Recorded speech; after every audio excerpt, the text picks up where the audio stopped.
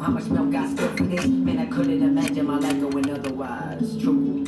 And if you really want to try your luck and find a better opportunity, then you can settle for them. All right, so 2010 Audi A4 2.0 turbo. So far, the easiest way we found to get a anti-rattle turbo clip-on, detach the downpipe. For second chances, you're gonna tie it to a string.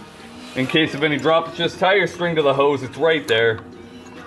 And worst case scenario, you gotta burn the string off with a torch.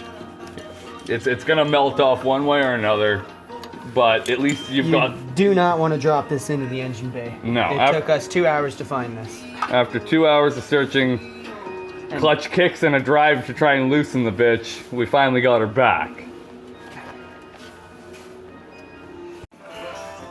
Okay, so from what I can see, she's pretty on there. So that is the anti-rattle clip on 2010 Audi A4 Turbo 2.0. Tie your string on, give yourself the second chance. You don't want to drop this in the engine bay because she runs away hardcore and she don't like coming back. Yeah, that was a nightmare. And you didn't need to make some gigantic ghetto fucking thing. Is that just short? No, I cut.